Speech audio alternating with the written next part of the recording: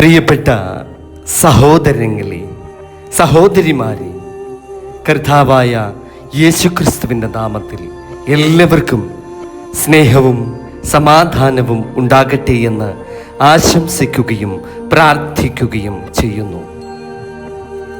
ഇന്നത്തെ നമ്മുടെ ധ്യാന വചനമായി തിരഞ്ഞെടുത്തിരിക്കുന്നത് വിശുദ്ധ യോഹന്നാൻ എഴുതിയ സുവിശേഷം 3-ാം അധ്യായം 27-ാം വാക്യമാണ്.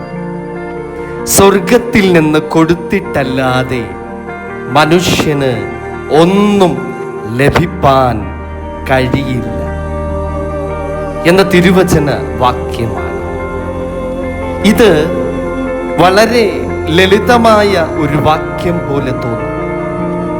എന്നാൽ ഈ വചനത്തിനുള്ളിൽ മുഴുവൻ ക്രൈസ്തവ ജീവിതത്തിൻ്റെ തത്വശാസ്ത്രം ഒളിഞ്ഞിരിക്കുന്ന ഒരു വചനമാണത്. യോഹന്നാൻ സ്നാപകന്റെ ആഴമുള്ള സാക്ഷ്യ വചനമാണിത്.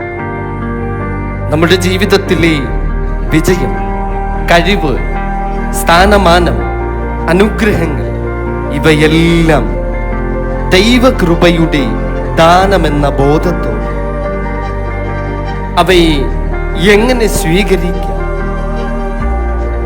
അഹങ്കാരമില്ലാതെ, നിരാശയില്ലാതെ, നന്ദി നിറഞ്ഞവരായി ജീവിക്കുവാൻ ഈ ധ്യാനം നമ്മെ സഹായിക്കും. ഒന്നാമതായി,